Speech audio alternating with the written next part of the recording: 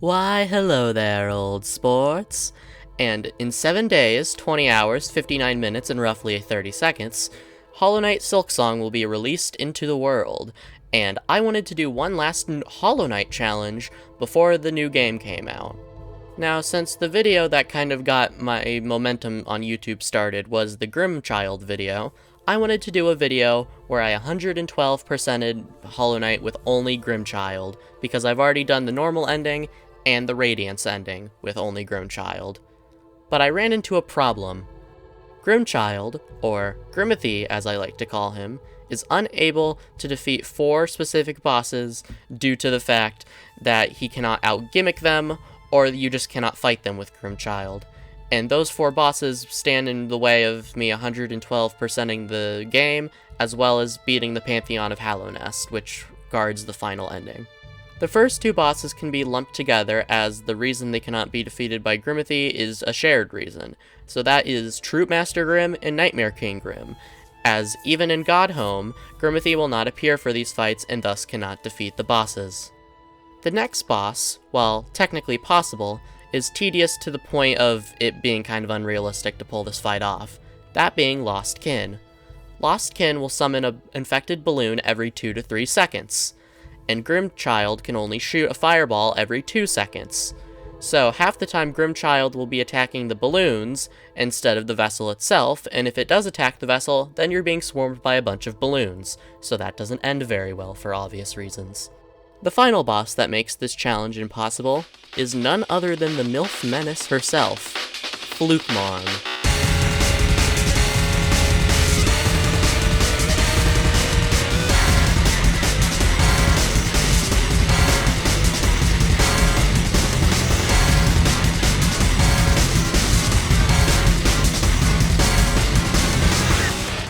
Now, yes, there is a mod that allows you to have Grimathy in the 2 Grim fights, but then again, if I'm using a mod, why don't I just use the Charm Changer mod to buff Grimathy enough to where he can hold his own against Lost Kin and Flukmarn? And at that point, why am I even doing the challenge? Because I'm just cheating at that point. Or I guess I feel like I'm cheating too much, because technically I'm cheating from the get-go by giving myself the charm, but I'm technically also handicapping myself, so I don't... I don't want to cheat, that's the point. I don't want to use mods. I want to do this as vanilla as I can. The most I'm going to allow myself to do is to edit a save file to give myself a charm right off the bat, but that's it. So instead of just giving up and crying like a baby, I decided that I would enlist some help. After I gave up and cried like a baby. Weaver Song is a 2-notch charm that gives you 3 little Weaverling babies that will do 3 damage a hit. And once we rescue enough grubs to get the Grub Song charm, every time they get a hit, they'll give us a little bit of soul back, which will allow us to heal, and especially this is helpful if we can't Dream Nail an opponent, or if we don't have the Dream Nail yet. Now, I don't remember if I've given these 3 little goobers a name before, because Grimathy is just such a perfect little child that I didn't really feel the need to name any of my other children. That's a weird sentence out of context. But for now, I will be using the names Mark, Steven, and Jake, and if you know that reference, put it down in the comments or something. I don't care. Regardless, I had a feeling that as long as I had Grimathy and the 3 Weaverlings by my side, I could take on any challenge this game threw at me. So, that is what today's video is about. Can you 112% Hollow Knight with only minion damage? I just realized it took me almost 5 minutes to get to the hook of the video. I am terrible at this.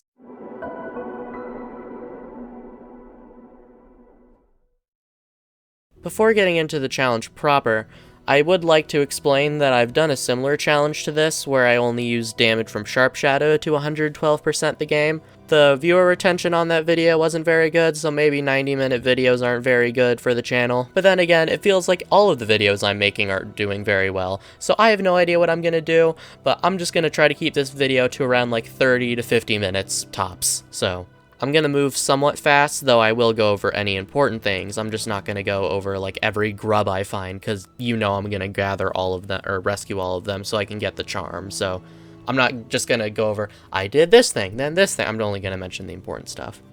Now, considering the fact I did play up to an 100% save file using only Grimathy, I'm a bit desensitized to how tedious killing things in this challenge takes, so the fact that I basically have at least twice as much damage from adding the Weaverlings makes this challenge feel a lot less terrible than it probably is to anyone who is still sane.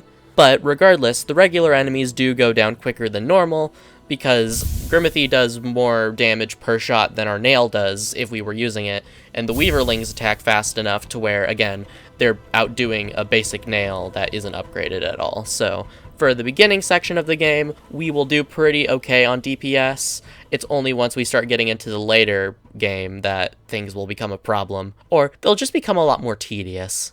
Now, a perfect example of how tedious this challenge can be is a battle with False Knight, the first real boss of the game. Now, you might not know this, but if False Knight is left on the ground in his maggot form for long enough, he'll get back up, and he won't phase transition, and by that I mean he won't do the slam tantrum attack. Now, usually this isn't a problem because you'll just hit him and that will reset the timer, but our minions don't reset the timer, so that means we have to knock him down twice to transition one phase. So instead of having to fight 3 armor phases, we have to fight 6. Now, this is not good, but it gets worse when we have to fight Failed Champion, so at least we can look forward to that. And by that, I mean we have to dread that, because that's going to be awful. Something funny to note is that now that we have the Weaverlings, I don't have to cheat here against the Elder Balder, because usually the problem here is that Grimchild won't actually target the Elder Balder, so I just use the Fireball there, using the logic of, well, you're just a glorified door that takes fireballs as keys, so if Grimathy won't attack you, then that means you're not an enemy. But now, any gray area gets put to rest because the Weaverlings can take care of the Elder Balder for us. After gathering the last few things I can get in the Crossroads, I move on to Green Path. And I don't really get many things during my run through Green Path, I kind of just rush through, because my logic at this point in the challenge was to just get as many movement and traversal items as I could as quickly as possible, and then do a second round through the kingdom gathering everything I needed to reach 112%. Funnily enough, the Vengefly King that has Zote won't get, the fight won't start, he won't drop Zote and attack you if you don't hit him with a nail or a spell, so Grimathy kind of just kept shooting him with fireballs, and eventually he died, and Zote didn't drop, so I just assumed Grimathy burned him to a crisp, along with the king, so I was kind of fine with that, and later on, when I went to Deep Nest, Zote wasn't in that one cave, so I guess he died there. So, sorry Zote, I guess. I'm not really that sorry, though, because that means I don't have to fight Grey Prince Zote in the Pantheon, so thank God.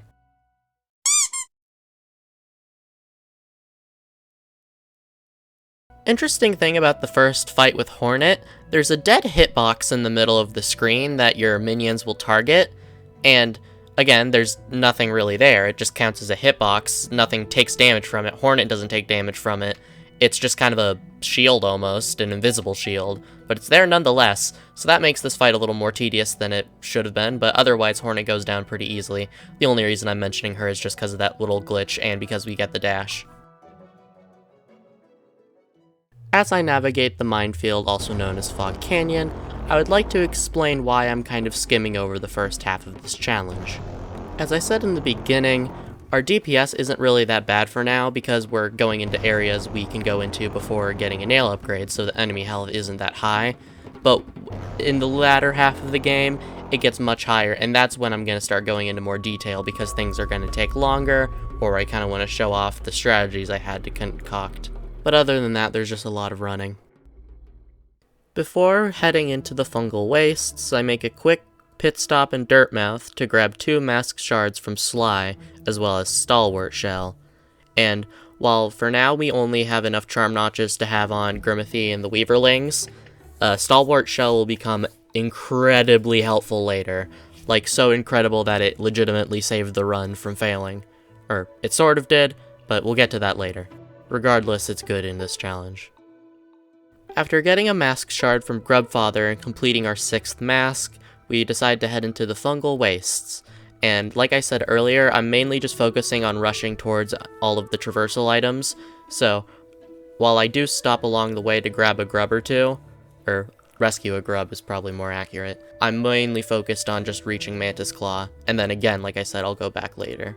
especially considering that I'll need the Dream Nail and Monarch Wings to reach some of the things in the Fungal Waste, so might as well just get what you can now, but not worry too much about grabbing everything. Once we get the Mantis Claw, I decide to take on the Mantis Lords, and we immediately run into a problem, that being that Grimithy's aim is kind of weird in this fight, because one, the Mantises move so quickly that the fireballs are too slow to hit them before they dash out of the way, and second of all, sometimes Grimithy just doesn't aim correctly because the hitboxes are weird or something, I'm not sure. It's just stupid. Thankfully, after like 3 to 4 minutes of fighting the Mantis Lords, they go down, and yeah, that isn't that long, but it feels a lot more tedious when you're just standing there waiting for your minions to do everything. Thankfully, we're never going to have to deal with a faster, tankier, and more complex version of this boss, because that would be horrible.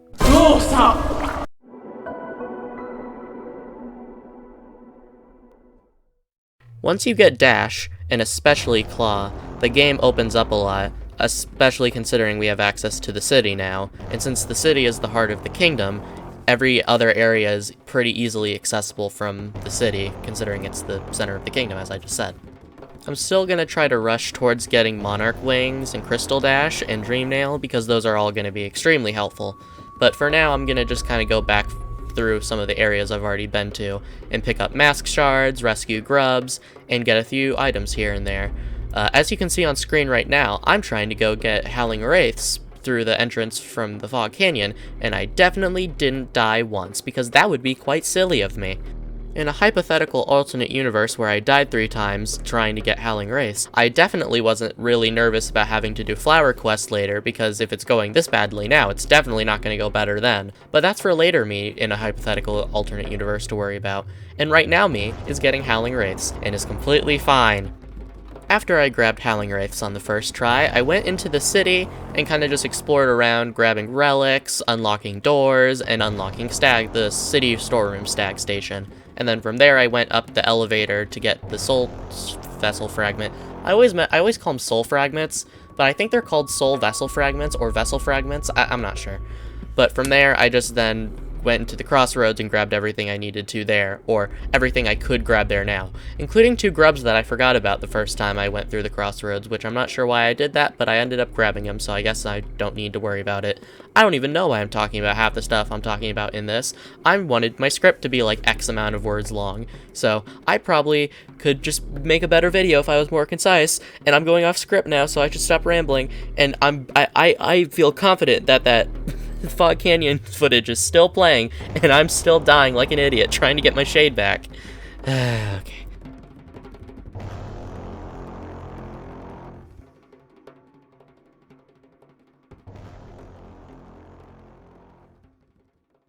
Once I got Howling Wraiths, I returned to the City of Tears, and from there I decided to take a quick trip into the Soul Sanctum. Now, my original goal upon going here was to just do everything I could here and then come back to fight Soul Tyrant later. But after getting Spell Twister, I was very low on health, and I decided, you know what, I don't need Desolate Dive to get into Crystal Peaks, I can just buy the Lantern from Sly, so I'll just come back here later and fight both versions of Soul Master later, so I don't die pathetically, 'cause that would be bad. So from there, I went west to that tall room with all the scaffolding, grabbed a simple key, and then went back down to where the sewer entrance was and unlocked it so I could enter the royal waterways. After collecting a new mask shard and getting myself another full mask, I go down even further to fight the Caca Combatant, the Poop Protector, the Fecal Fighter, the Dung Defender, Ogrim. And it honestly wasn't that bad because Ogrim is one of those bosses, okay, let me explain something real quick. A few bosses, including all of the Dream Warrior bosses, Ogrim, Troopmaster Grimm, Watcher Knights, and maybe a few more, have variable amounts of health depending on what nail upgrade you have. So I'm gonna save all the nail upgrades until I've defeated all those bosses, because having them at lower health would just be helpful because our minions are always going to be doing the same amount of damage, so there's no point in buffing them. Or, I mean, buffing the bosses, because that would just not be very fun. Or, it wouldn't be that much harder, but it would just be mildly annoying, and I don't really want to deal with that right now, so we're just not going to do that. Regardless, since we didn't buff him, Ogrim goes down pretty quickly, and we get Defender's Crest before exiting out into the eastern part of the City of Tears after hitting the valve thingy that lowers the acid. From there, I gather some Geo from the husks around the city before heading back to Dirtmouth. In Dirtmouth, I buy the lantern from Sly and then head into the crossroads to enter the Crystal Peaks. Now, the thing about the Crystal Peaks is that there isn't really any combat challenges here besides the Crystal and Enraged Guardians, but I can't really fight the Enraged Guardian yet, so the Crystal Guardian is kind of easy too, so again, there's not really any combat challenges here, so I'm kind of just running around grabbing everything I can while just rushing for Crystal Heart. So, again, I'm sorry I'm kind of skimming over this, I just don't really have much to say here because it's not really that different from an any percent run, or I guess it'd be an 100% run in this case. My point is that I'm not really engaging in much combat, therefore the whole gimmick of this challenge is kind of not really relevant. I grabbed the Shopkeeper's Key before fighting the Crystal Guardian, and like I just said, the Crystal Guardian isn't really that difficult. Sometimes his jumping can be kind of annoying, but we can mostly just face tank any of that stupidness and then jump over the rest of his lasers. He's lucky we don't have Shadow Dash, because that would make this fight even more of a joke. And that's coming from me, the guy fighting without a sword, who's letting his children fight for him, so, yeah, I don't know what to say. Like, maybe I'm, like I said earlier, maybe I'm just desensitized to these challenge runs, and I think they're easy when any normal person would look at this and go, no, but this isn't really that bad, I think. Now that we're in Crystal Peaks and have the Crystal Heart, it's trivially easy to get to the resting grounds, where we grab the Dream Nail, and then from there I just open up the Stag Station, grab Dream Shield from the little secret room, and then go fight Zero. And like I just said with Ogrim, the Dream Warriors have the variable health thing, so since we don't have a very good nail upgrade, and by that I mean I have no nail upgrades, Zero goes down really easy. And the Weaverlings aren't very efficient here, but since Grimmothy is like right underneath him, he's able to fire at him pretty accurately, so that's good. 100 essence down, 2,300 more to go. Now that I have the Dream Nail, I figure now is as good as time as any to go fight and kill Lurien. Or rather, fight his guards, and then kill Lurien. Now I hope you can forgive me, but I broke the chandelier before fighting Watcher Knights, making the fight slightly easier. And now this is because I've 112% at Hollow Knight, like 3 times in the last month and a half. So, I'm kinda tired of playing the game, and even at this point I was like, okay, just finish the challenge. And I just was like, you know what, I'm gonna have to fight the normal version of this fight and even make it even harder in God Home anyway, so just let me have this little break, okay? In all seriousness, the main reason I broke the chandelier was just because I figured it would save time, and like I said, I'm gonna have to fight all 6 of them later in God Home regardless, so it doesn't really take away from the challenge at all. Thankfully, the Watcher Knights are still vulnerable to Grimmothy's fireballs even while they're spinning or bouncing, so even their shells can't protect them from the almighty wrath of Grimmothy. The Weaverlings were also helpful too, and I forgot to mention this earlier, but I did grab both Sprint Master and Grub Song before getting the Dream Nail, so that helps immensely. And now is a good opportunity to explain why it helps immensely, because 1, Grub Song, whenever Weaverlings hit something, will give us a little bit of soul, as well as whenever we get hit, we still get the soul from getting hit, so it's a good way to keep getting soul so we can keep healing ourselves if needed and as needed. And then with Sprint Master, when paired with Weaverlings, makes the little spider babies attack just a tiny bit faster, so it just helps our DPS even if it's just a very minor buff, it's a buff nonetheless. After defeating the Soul Warrior guarding the Shade Soul upgrade, I go back deeper into the Soul Sanctum, and then finally fight Soul Master. Now thankfully Soul Master is slow enough to where Grimmothy can hit him with his fireballs pretty consistently, and funnily enough, I think Grimmothy, whenever he kind of targets an enemy, even if the enemy teleports away, he'll fire in that direction if the teleport happens like after he targets him but before he fires. So sometimes Grimmothy can shoot fireballs from really far away or farther away than he normally would, and they'll be really accurate, so I just think that's funny.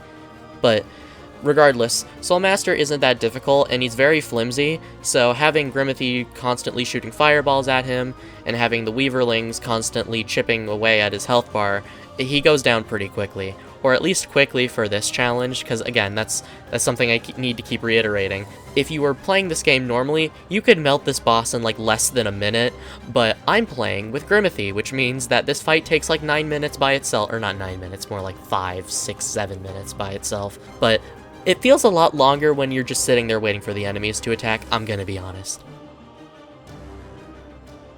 As you can see, right after defeating Soul Master, I had immediately went and fought Soul Tyrant.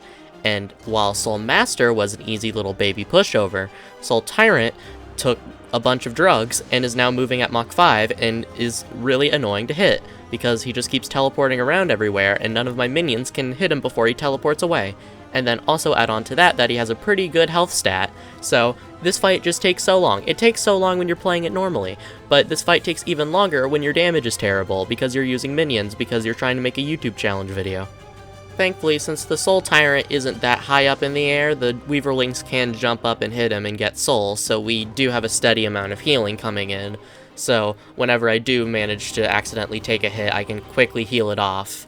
So it's just a very tedious fight. It's not difficult, it's just tedious, because I can dodge his attacks and he can dodge my attacks.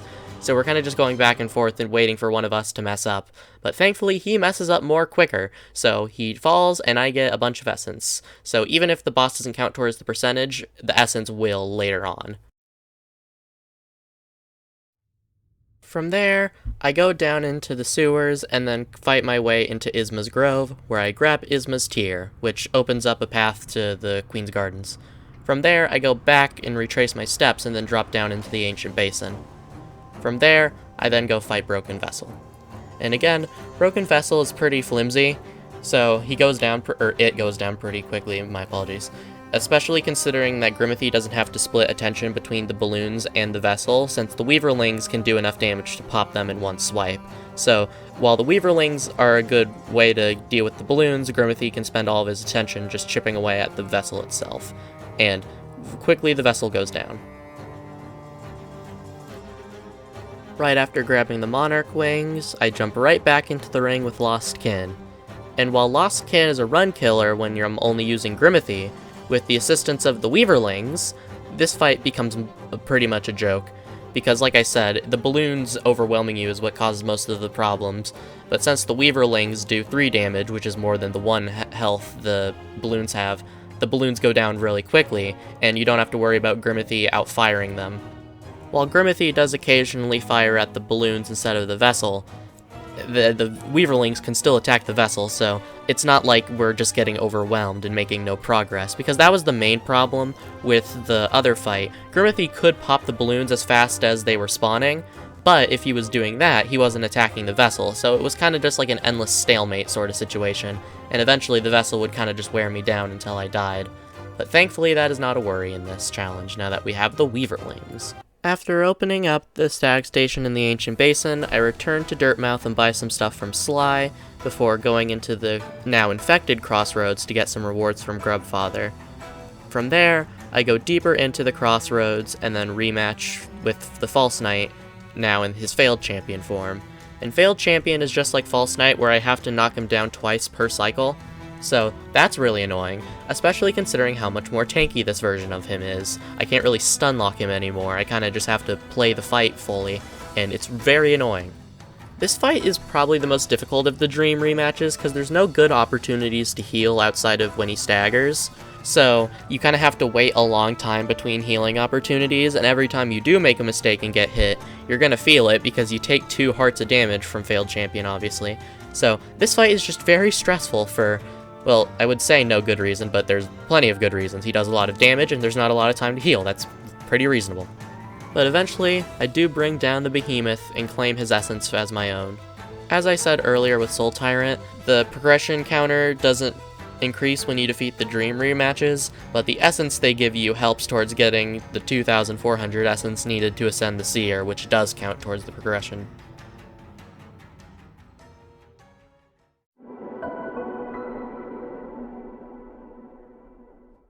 Now that I have all my movement abilities, I decide now's a good time to just start going back through the kingdom and gathering anything else I need to get to achieve 112%. And the first thing on that list is to finish off the last 2 Dreamers. And the first one I decided to go after is Monomon. And Umu is very annoying because since the spiders are affected by gravity, the Weaverlings keep falling into the acid below, and it doesn't really act as like a death plane, it acts as acid, so they kind of just take a nice swim in the acid bath while I'm trying to fight Umu. So Grimmothy does most of the heavy lifting for this fight. Considering how short of a time you have to attack Umu when its defenses are down, I'm sure you can guess how long this took. Way too long is the answer. At least Umu only has 2 attacks, and it's pretty easy to get a Dream Nail off on the jellyfish, so you can stay alive pretty easily. It just takes a while to actually do any damage to it, which is the annoying part. Since I'm close by to Deep Nest, I decide going after Hera next is a good idea. And then, since I haven't really spent much time in Deep Nest, I'll just get everything else I need to get there as well. Because once you have all the movement abilities and the Dream Nail, you can pretty much go anywhere in Deep Nest. It's not like Queen's Gardens where you feel like you need the Shadow Dash to get anywhere. Most of my time in Deep Nest is just spent running around collecting things, but I did fight Nosk, and the fight was fine, because Nosk is just kind of really annoying because he just runs away from you the whole time. But thankfully the minions can they have better range than my nail would anyways, so they're able to just chip away at him from a good distance. And then when he jumps into the ceiling, Grimmothy can actually fire at him in the ceiling, so you can try to jump up to make it so Grimmothy has an easier time aiming at him. After making a quick stop by the failed tramway, I head over to the distant village, and then head in the secret entrance to skip the little cutscene with the fake bugs, and then go over to where Hera's sleeping, and take her out. Now, if this was just a challenge about beating the game normally, from here I could go fight the Hollow Knight and end the game. But this is an 112% challenge, so I'm not gonna do that. Or I will later, just because I wanted to see how the fight would go, but it's not really necessary, so that's not what we're focusing on right now. Now that Hera is taken care of, we might as well take care of her daughter as well. Hornet not only gives us a tick on the progression counter, but she also gives us access to the King's Brand, the Abyss, and the Shade Cloak by proxy. So, it's very worthwhile to go and do this fight right now. Well, I mean, I'm gonna have to do it eventually anyway, because I'm 112%ing the game, but you got my point regardless. Hornet's kind of annoying, mostly due to how fast she moves, so Grimmothy isn't as accurate with his fireballs, and then also once she starts setting up the spike traps, Grimmothy will target them, and he can destroy the spike traps, thankfully, so he's not just wasting shots, but it just takes up time. So thankfully the Weaverlings will spend time attacking Hornet while Grimmothy is dealing with the spike traps, and a bit of like strategy you can employ here is that you can stand on one side of the arena, and then Hornet will only, if Hornet spawns them across the arena, if you're on the left side of the arena, for example, Grimmothy will destroy all the ones on the left side of the arena, so there's only spikes on the right side, and Hornet will keep spawning them, and eventually she'll hit a cap. So if you keep yourself on the left side and destroy all the ones on the left side, eventually she'll spawn all the ones she can, and they'll all be on the right side. That's probably confusing. Regardless, if you do that, the fight isn't too bad, and you can just hug one of the walls and not worry about taking damage from the spikes, and eventually Hornet will go down. She's just a faster version of the first Hornet, other than the spike attack, and I just described how you deal with that. So, yeah. From there we get the King's Brand and Skedaddle. While I'm here in Kingdom's Edge, I get the nail art from Oro, as well as a few charms and grubs, and then go up to the Colosseum, where I decide I'm going to do the first 2 trials, and then wait later to do the third one once I have, I don't know, I didn't really have a reason, I just didn't feel like doing all 3 back to back, because I knew they were going to be tedious, and wow, who could have guessed? They were very tedious. This is very much a late game area, and the enemies are meant to be kind of tanky, because they don't want, they're not mini bosses per se, but like they feel like they have a bit more health than regular enemies, so, which makes sense considering they're warriors, but still, it just takes forever to kill them. And they're very aggressive too, so to get hit, I tend to get into a chain of just trying to heal, get hit, try to heal, get hit, and it's just not very productive. I do use Dream Wielder, which I got from Seer, to speed up my Dream Nail so I can harvest soul easier, because even though the Weaverlings get me soul, they get it to me pretty slowly, so it's good to just have an emergency option to gather it quickly if needed. Since Zoe is, well,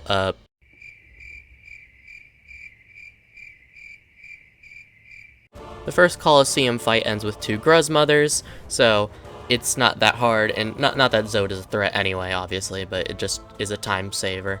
And then after that, the final boss of the second Pantheon, I almost said, yeah, Pantheon, dumbass. No, this boss of the second Colosseum is the Oblobles, and ironically, it took me more time to kill off the battle Obls that were, like, that you have to fight before them than the boss itself, which probably says something more about the battle Obls being way too tanky, but I don't know. After taking a quick trip to the Abyss to take a bath, I enter Queen's Gardens and do all the stuff I need to do there, including opening a few doors, rescuing a few grubs, going to the Stag Nest and getting the last soul vessel fragment, or one of the last soul vessel fragments. All that good stuff. And I ended it all off by fighting Traitor Lord. And Traitor Lord was really not that bad. He was kind of a pushover, but then again, it's Traitor Lord. What were you expecting? Yeah, he does 2 damage, but all of his attacks are comically easy to avoid. If anything, the most difficult part about him is just the nerves you get, because you're like, oh, am I going to take 2 damage? It's like, oh, I took 2 damage. Okay, I'm just never going to get hit again for the rest of the fight, because you just melt him. Again, I think I might be getting desensitized to how bad these charms are, because at this point I'm like, this didn't take me 10 minutes? What an easy fight. When I probably shouldn't be... I'm gonna play the game normally someday again, and I'm gonna be like, wow, these bosses go down really easy. It isn't. I'm killing these bosses in like less than 3 minutes. Regardless, we topple the traitor and enter the White Lady's cocoon house thingy, and get the first half of the King Soul. Since I opened up the main shortcut in Queen's Gardens, I decided now is as good a time as any to do the flower quest. This was the most interesting part of the flower quest.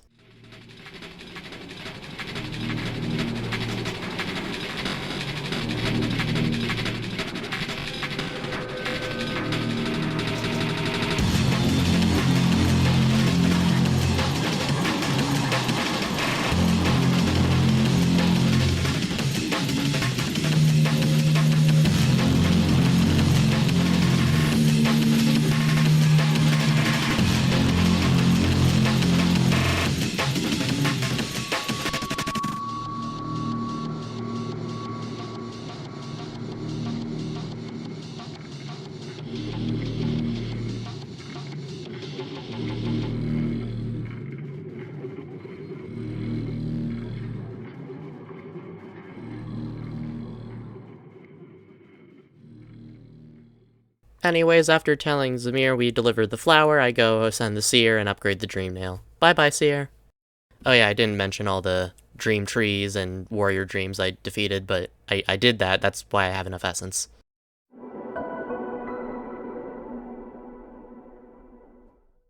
Well, we did it. We've done everything we need to besides got home. Yeah, I skipped over a lot of it, but this video is long enough as it is. 40 minutes is already pushing the boundaries of what I wanted this video to be, so I feel like 40 minutes is good enough, and then we can go into the God Home stuff for the last like 10-15 minutes of the video. Yep, there's definitely nothing else I have to do. There's definitely not one more percentage point I need to earn before I can go into God Home.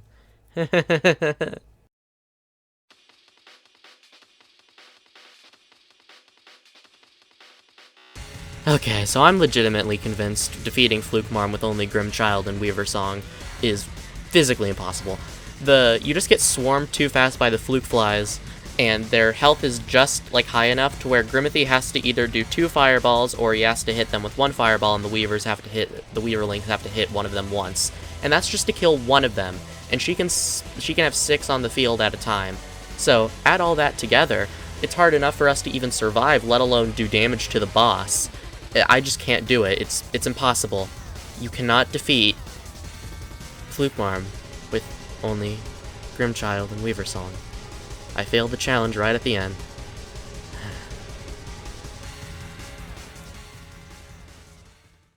But the challenge wasn't to beat the game 112% with only Weaverlings and Grimchild. It was to do it with only minions. I didn't want to have to do this to you, Flukemarm, but you forced my hand. Do you really think that you're the only one who can give birth?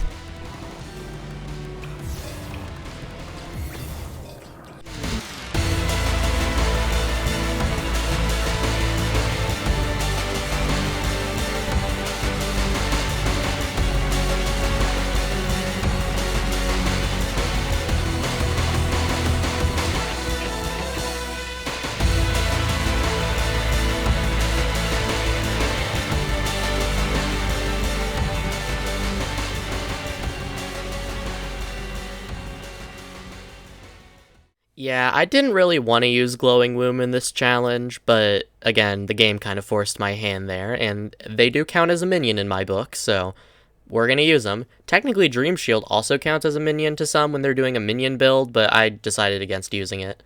Now, using Glowing Womb is sort of a trade-off because we lose access to healing to some extent for damage, and for something like Fluke Marm, that was necessary. And it's mostly worth it, but it might cause some snags here and there on the road ahead in Godhome. So that's why I used the last charm notch I have to equip Dream Wielder, so I can always have Soul for Glowing Womb. And other than that, it's time to enter Godhome. And I'm going to skip over the first 4 Pantheons because I'm going to go everything relevant in Pantheon 5, but I just want to say that I put on bindings for the nail binding in all 4 Pantheons because obviously I'm not using my nail. And then for Pantheons 1 and 3, I put on the shell binding and the soul binding. So I had enough bindings because 3 from the first Pantheon, 1 from the second, and then 3 from the third Pantheon, and then 1 more from the 4th Pantheon gets me enough to unlock the first Lifeblood door, which gives me 3 Lifeblood hearts that I can use in every cocoon room. Or I get a Lifeblood cocoon with 3 Lifeblood hearts in it that I can access every rest room in the Pantheons. And while it's not strictly necessary, it will be very helpful.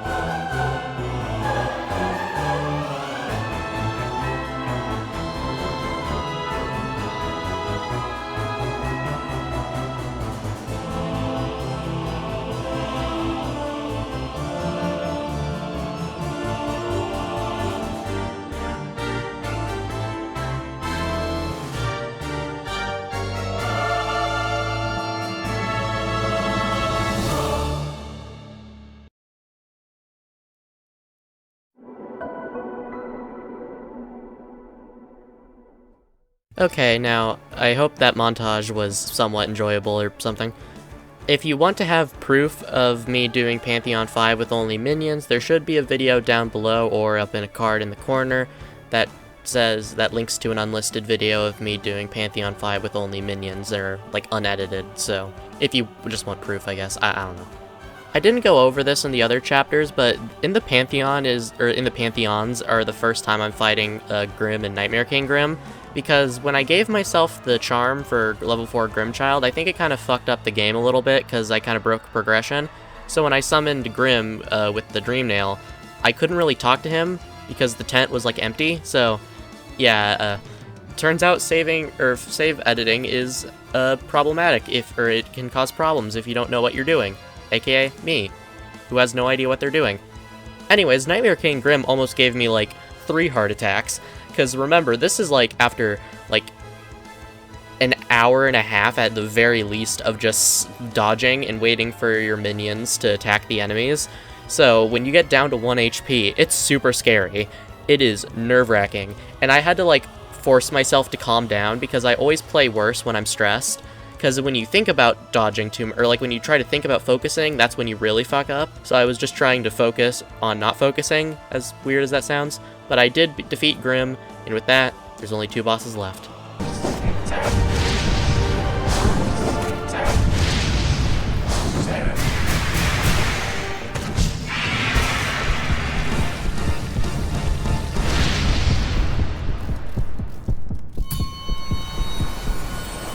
Okay, now 2 bosses left, and I'm gonna be honest, Pure Vessel was probably the hardest boss in this challenge. The second being Godhome Nightmare King Grim, and the third being Absolute Radiance. And the reason Pure Vessel is the hardest boss in this challenge is because, for some reason, I was looking back on the footage, sometimes Grimmothy's fireballs, like, do a clink, like you hear the metallic clink sound, and they don't do any damage, and I think the Weaverlings do the same. So it feels like my damage output is, like, only 75% of what it should be, and the Pure Vessel just moves so fast. Like, it's like Hornet 2 levels of speed increase from, like, Hollow Knight to Pure Vessel. It's, like, it's ridiculous how fast it moves, and when you can't use Descending Dark to use iframes to cheese some of the attacks, the spike attack is brutal, but I was able to do it. And I'm surprised I did on my, well, I guess I had practice when I did Pantheon 4, but this was my first try doing the Pantheon of Hallownest. I'm surprised my nerves didn't screw me over, but yeah, Pure Vessel is rough with only minions. And, well, there's only 1 boss left now. Now, I've done normal Radiance with Weaverlings, Grimmothy, and Glowing Womb all individually, so I was pretty sure I could do Absolute Radiance with all 3 of those charms at once, and indeed I could. Again, this boss was difficult, but I feel like most of the difficulty just came from the pressure of having to do 2 hours of gameplay over again if you fail. Near the end, the pressure almost kind of screwed me over, because I was only on 2 health going into the final, like, barrage phase at the top of the fight. And I was able to calm myself down and just focus on dodging, because thankfully the one upside about this is you can just focus on dodging. You don't have to try to balance dodging and attacking. You can just let the minions attack for you. The only thing I actually had to watch out for from the Radiance was waiting to see when she stopped teleporting, because that's when I knew she was going to be vulnerable to, because you have to actually hit her with your nail to end the fight, and you can tell when the fight is going to end, or ready to end, when the Radiance stops teleporting, so that's the one nail strike I'm allowed to use on an enemy. Other than that, the Radiance was mostly a victory lap. The only hard part was gathering soul. Since the Weaverlings need to jump up to hit her, in the first phase, I was able to conserve most of my soul there, but once she goes into the platform phase, the Weaverlings keep falling into the little void cloud below, so they don't end up hitting her much. So the best option there is to just Dream Nail her when you can. There's a few platform-like positions where you can hit her with the Dream Nail and not get hit yourself.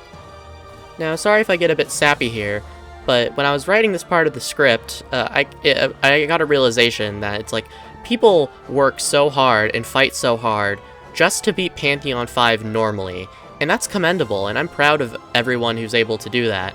But I should be proud of myself too, because I not only beat Pantheon 5, I beat it with like 2 hands tied behind my back.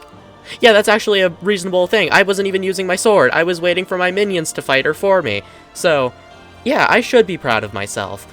I did a good thing here, and it was really difficult, and I'm really proud of myself for finishing this video, and I'm super excited to play Silksong in like 6 days. So, yeah, sorry, I'm going off the rails now. I just feel like I don't really have anything interesting to say about the Radiance, but I don't know. This challenge was terrible. I do not recommend you try it yourself.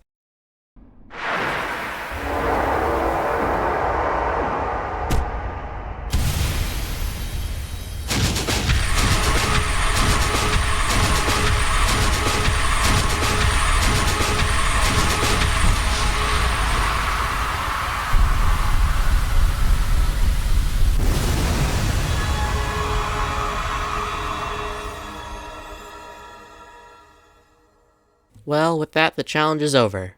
Yes, you can beat Hollow Knight with only minion damage, and you can 112% it as well. I just want to say thank you for everyone who's watched this video.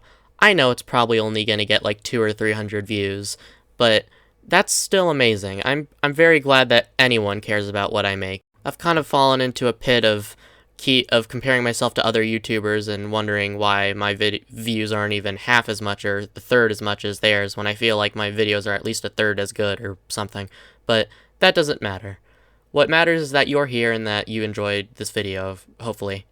Please like, comment, and subscribe, do all that good stuff, maybe share the video with a friend. And have a good day, please. Just try to enjoy today as much as you can. Goodbye, and good night.